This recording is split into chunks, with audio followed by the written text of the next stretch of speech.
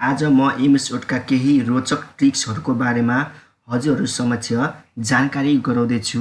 सर्वप्रथम हजुरहरूले कुनै प्याराग्राफ चाहिँ प्र्याक्टिसको लागि बनाउनु पर्यो भने अब त्यसलाई कसरी हामीले इन्सर्ट गर्ने त्यसको बारेमा म भन्दैछु।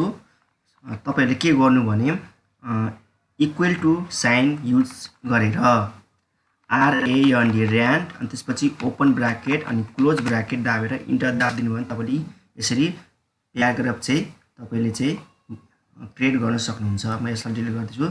त्यसैगरी अब हजुरहरूले आवश्यकता अनुसार प्याराग्राफ पनि बनाउन सक्नुहुन्छ। जस्तै म तपाईलाई 3 सेन्टेन्सको 3 प्याराग्राफको आवश्यक पर्यो। अब तपाईले के गर्नु भने सिम्पल छ। यसको लागि तपाईले सुरुमा इक्वल टु साइन प्रेस गर्नुहोस्। त्यसपछि RAND र्यान्ड ओपन ब्राकेट। अब हजुरलाई 3 सेन्टेन्सको चाहियो र 3 प्याराग्राफ चाहियो। 3 दाबेर कमा 3 दाबेर क्लोज ब्राकेट गरेर इन्टर दाबिदिनुमा हेर्नुस् त तपाईले 3 सेन्टेन्सको 3 वटा प्याराग्राफ चाहिँ तपाईले क्रिएट गर्न सक्नुहुन्छ। यसलाई म डिलिट गर्दैछु। अब त्यसैगरी तपाईहरुले है कुनै पनि लाइनहरुलाई इन्सर्ट गर्न सक्नुहुन्छ। जस्तैमा तपाईहरुलाई लाइनहरु इन्सर्ट गर्न तपाईले प्रयोग गरेर इन्सर्टमा गएर शेपमा गएर यसरी लाइन युज गर्नुहुन्छ हो। तर हामीले सजिलो तरिकाले सर्टकट तरिकाले लाइनहरु इन्सर्ट गर्न सक्छौं। त्यो के हो भने हजुरले सिम्पल छ। 3 वटा ड्यास प्रेस गर्नुस् 1 2 3 अनि इन्टर प्रेस गर्नुस्। यसरी चाहिँ हामीले लाइन चाहिँ इन्सर्ट गर्न सक्यौ। त्यसैगरी अब तपाईलाई डटेड लाइनको आवश्यक पर्यो भने अब के गर्नुहुन्छ भने सिम्पल छ। त्यसको लागि 3 वटा स्टार दाब्नुस् 1 2 3 अनि इन्टर दाब्नु। तपाईले यस्तो डटेड लाइन क्रिएट गर्न सक्नुहुन्छ। त्यसैगरी तपाईहरुले 2 लेयरको लाइन इन्सर्ट गर्न चाहनुहुन्छ भने तपाईले के गर्नु भने 3 वटा इक्वल टु दाब्नुस् 1 1 2 3 3 वटा इक्वल दाबेर इन्टर प्रेस गरिदिनुस्। तपाईले 2 लेयरको लाइन चाहिँ बनाउन सक्नुहुन्छ है। त्यसैगरी तपाईले अब 3 लेयरको लाइन आवश्यक पर्यो भने के गर्ने भन्दा सिम्पल छ। त्यसको लागि तपाईहरुले ह्याश दाब्नुस् कि ह्याश दाब्नुहोस् 3 वटा 1 2 3 3 वटा ह्याश टाइप गरेर इन्टर की दाबिदिनु भयो भने तपाईहरुले 3 लेयरको यो लाइन चाहिँ तपाईले क्रिएट गर्न सक्नुहुन्छ।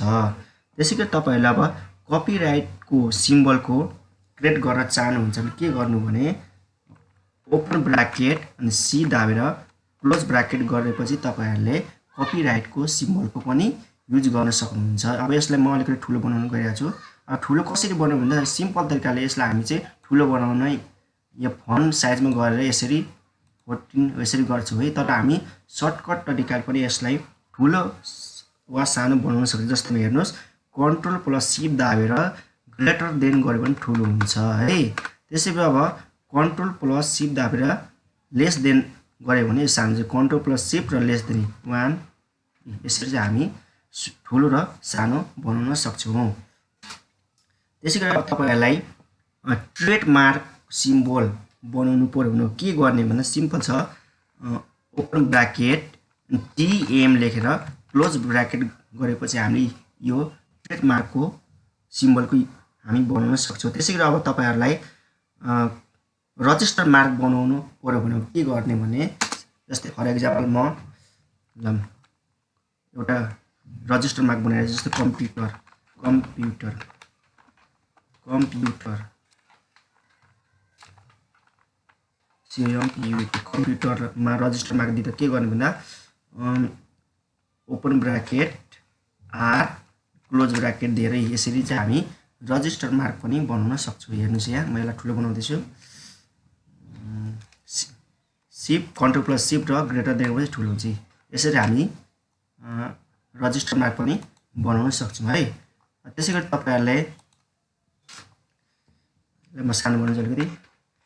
त्यसैगरी तपाईहरुलाई विभिन्न किसिमको एमएस वर्डमा विभिन्न किसिमको टेबलहरु इन्सर्ट गर्नुपर्ने हुन्छ। अब यस्तो बेला हामीले चाहिँ कहाँ गएर इन्सर्ट गर्छौं भने इन्सर्टमा गएर टेबल घरमा यसरी चाहिँ हामी टेबलहरुको इन्सर्ट गर्छौं है। त्यस हामीले सर्टकट तरिकाले पनि हामी टेबलको इन्सर्ट गर्न सकिन्छ। त्यसको लागि के गर्ने भने सर्वप्रथम तपाईहरुले मैले अलिकति ल्यान्डस्केप गर्छु। पेज लेयरमा गएर ओरिएन्टेसनमा गएर ल्यान्डस्केप गर्छु। अब यसलाई अप डाउन गरौँ ल। अब मान्नु तपाईलाई टेबल इन्सर्ट गर्नु पर्यो भने अब के गर्नु भने प्लस साइन युज गर्नुस्, त्यसपछि अब ड्याशको युज गर्नु। जस्तो मलाई अलिक सानो कोलमको आवश्यक पऱ्यो ल, मैले सानो कोलम आवश्यक पऱ्यो त्यसैले मैले यत्रो गरे। अनि फेरि प्लस, त्यसपछि अब मलाई अलिक ठुलो कोलमको आवश्यक पऱ्यो भने म ड्याश अलिक ठुलै तान्छु, यहाँसम्म ताने ल। फेरि प्लस, अब अलिकति फेरि म अर्को कोलम आवश्यक पऱ्यो फेरि ड्याश, यसरी ड्याश लाग्ने अनि प्लस ड्याश। तपाईलाई कतिवटा कोलमको आवश्यक छ त्यो अनुसार तपाईहरुले बनाउन सक्नुहुन्छ। मैले चाहिँ यहाँ कतिवटा बनाए भने 1 2 3 4 ल 4 वटा बनाए ल।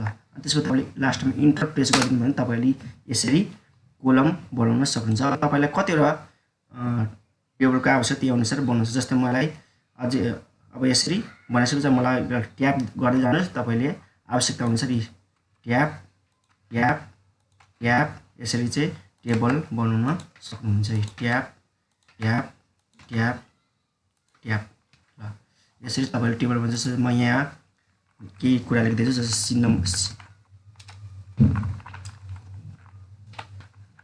Symbol number